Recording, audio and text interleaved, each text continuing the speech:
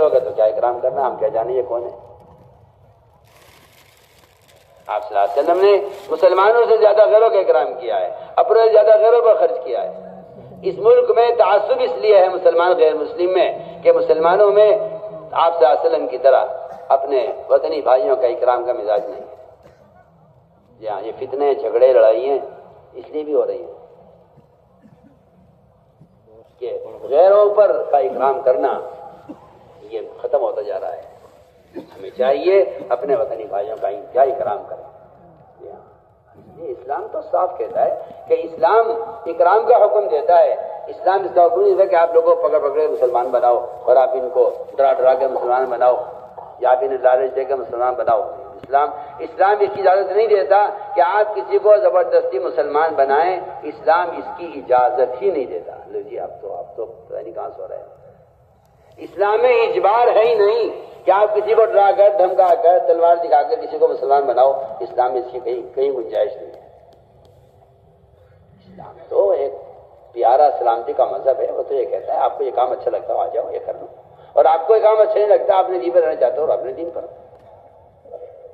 آپ صلی اللہ علیہ وسلم نے کتنے کفار سے کہا کہ تم رہو اپنے دین پر، کوئی بات نہیں۔ ہم نے تو ایک چیز پیش کی تھی، اگر آپ کو پسند نہیں ہے تو کوئی حرج نہیں۔ مسلمان پر تو اجبار ہے کہ مسلمان نماز پڑھے، روزہ رکھے، حج کرے، زکاتیں نہیں دے تو پکڑ کے لاؤ اسے زبردستی۔ جی ہاں، لیکن اسلام میں اجبار غیر مسلم کے لیے نہیں ہے، اسے تو دین کی دعوت ہے، اور مسلمان کے لیے دین پر اجبار ہے کہ نہیں آپ کو نماز پڑھنی پڑے گی، پکڑ کے لاؤ اسے۔ امام صاحب فرماتے ہیں اگر نہیں پڑھتا تو اسے جیل میں ڈال دو، قید کر دو، چاہے مر جاوے قید میں، یہ توبہ کرے نماز چھوڑنے سے، اس کو تو کسی جیل میں ڈال دو۔ عجیب بیوقوف مسلمان ہے، اس سے نماز کی ایک سے دوبارہ کہا جاوے کہتا ہے جی دین میں زبردستی نہیں ہے۔ ارے دین میں زبردستی نہیں ہے، بات تو کافر کے لیے تھی، تیرے لیے تھوڑی سی ہے بات۔ ہاں میں تو آسان بات کہہ رہا ہوں۔ مسلمان کے لیے دین میں اجبار ہے، کافر کے لیے اسلام میں اجبار نہیں ہے، زبردستی نہیں ہے۔ اس لیے ہم سب کا اکرام کرتے ہوئے چلیں، ہمارے سے کوئی ایسی غلطی نہ ہو جس سے قانون کی خلاف ورزی ہو، علاقوں میں کوئی انتظامیہ ہم سے ناراض ہو۔ نہیں، ہم تو ایسے چلیں گے کہ انتظامیہ کہے بھائی ان سے اچھا اخلاق والا، ان سے اچھا قانون کی رعایت کرنے والا کوئی نہیں ہے۔ اس طرح ہمیں ہر جگہ اکرام کرتے ہوئے چلنا ہے۔ ٹرین میں تعلیم کا حلقہ نہیں ہوگا، ٹرین تعلیم کی جگہ نہیں، اسے بے ادب بنا دیا۔ اس لیے ہم تاکید سے کہتے ہیں ہمارا ایسی قطعاً کوئی گنجائش نہیں ہے، یہ فعل قطعاً حرام ہے، اور ایسا کرنے والے کو حرام کا گناہ مل رہا ہے۔ وہ جو چاہے باتیں بنا لے، کچھ کر لے، لیکن جو بات ہے وہ بات ہے۔ کریں گے بچے، بچیں گے انشاءاللہ اس سے، بالکل صاف صاف۔ اس طرح میں نصیحت کر رہا ہوں کہ یہ سارے کام اللہ کی رضا کے لیے ہوں۔ اسے اپنی نیتوں کو ڈھلتے رہی ہو، اپنی نیتوں کو سامنے رکھیے ہر وقت، کس لیے کر رہے ہو، کس لیے کر رہے ہو۔ ان صفات کا اندر پیدا کرنے کے لیے اللہ کے راستے کا خروج ہے، نکلنا اس لیے ہے تاکہ یہ صفات ہمارے اندر پیدا ہو جائے۔ اس لیے کہ اللہ نے صاف فرمایا ہے جو ہمارے راستے میں نکل کر محنت کرتے ہیں ہم انہیں ہدایت ضرور دیتے ہیں۔ اس لیے میرے دوستوں نکلنے کے فضائل خوب یاد کرو۔ جو قرآن نے نکلنے کا حکم دیا ہے، ہم حکم سے نکلتے ہیں، ہمارا نکلنا تو قرآن کے حکم کی وجہ سے ہے، نکلنا قرآن کے حکم کی وجہ سے ہے۔ انفروا خفافا وثقالا، نکلو اللہ کے راستے میں، ہلکے ہو یا بوجھ، دور بھی جاؤ قریب بھی جاؤ، ہر جگہ دین کو قائم کرنے کے لیے خود چل کر جاؤ۔ اس طرح ہمیں نقل و حرکت کے ذریعے ہر جگہ عمل کا ماحول قائم کرنا ہے۔ جہاں تک ہو سکے اللہ کے راستے میں پیدل چلو۔ پیدل چلنے کی جو فضائل معلوم نہیں ہیں، اور جنہیں معلوم بھی ہے وہ سمجھتے ہیں کہ وہ تو قتال کے زمانے کے فضائل ہیں، اب کوئی قتال تو ہو نہیں رہا ہے کہ وہ فضائل بیان کیے جائیں۔ حالانکہ جہاں قتال نہیں ہے وہاں بھی یہ فضائل میں بیان کر رہا تھا کہ اللہ کے راستے میں پیدل چلنا، اس پر جو غبار اڑتا ہے اس سے جہنم کی آگ حرام کر دی جاتی ہے، اس سے حرام کر دی جاتی ہے. کسی کی ناک میں جہنم کا دھواں، آگ نہیں فرمایا، دھواں دور تک جاتا ہے، دھواں دور تک جاتا ہے. فرمایا جہنم کا دھواں اور اللہ کے راستے کا غبار ایک ناک میں جمع نہیں ہو. ابھی آپ نے سنا کہ منتخب میں حدیث تھوڑی دیر پہلے تعلیم ہو رہی تھی. ایک صاحب مولوی صاحب کہنے لگا کہ ابھی یہ تو آپ نے بیان کر دیا، یہ تو قتال کے زمانے کی بات ہے. اچھا چل میں یہ قصہ سناتا ہوں. مولوی صاحب بیچارے ہوتے ہیں نا بعض کہ بھئی یہ تو خروج کے فضائل تو قتال کے زمانے کے ہیں.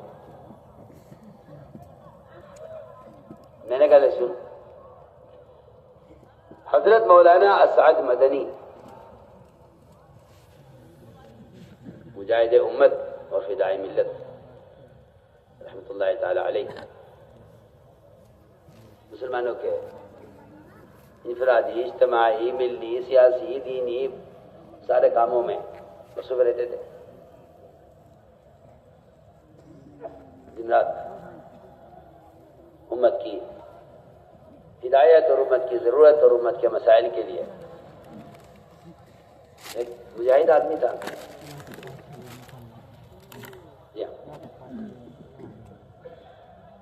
کئی سفر میں تھے، گاؤں میں کچے میں گاڑی چل رہی تھی، کسی علاقے سے گزر رہے تھے.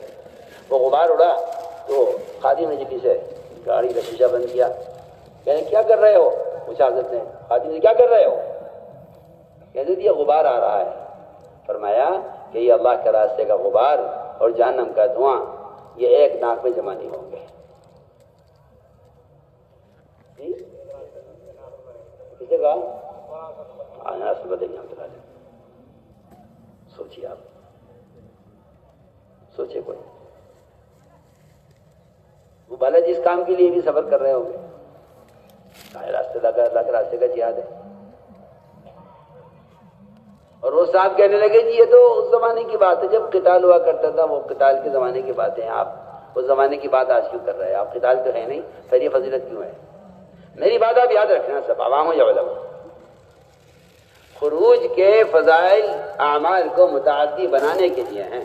خروج کے فضائل صرف کافروں کو قتل کرنے کے لیے نہیں. یہ خیال بالکل غلط خیال ہے. جتنے فضائل خروج کے ہیں وہ خروج کے فضائل ہیں. قتال اس خروج کا وہ عارض ہے کہ جب وہ پیش آ جائے تو پھر آدمی کو آگ بڑھ کر جان دینی چاہیے اللہ کے حکم پر. جی ہاں، یہ سوچ کر بیٹھ جانا کہ یہ تو قتال ہی نہیں ہے تو پھر ان فضائل کی کیا ذکر ہے یا نہیں ہے. بالکل ہی ہماری تبلیغ کی تو روح یہی ہے. میں تو آپ سے بے تکلف کہہ رہا ہوں، ہماری تبلیغ کی تو روح یہی ہے، اللہ کے راستے کے خروج کے فضائل. تو میں نے عرض کیا کہ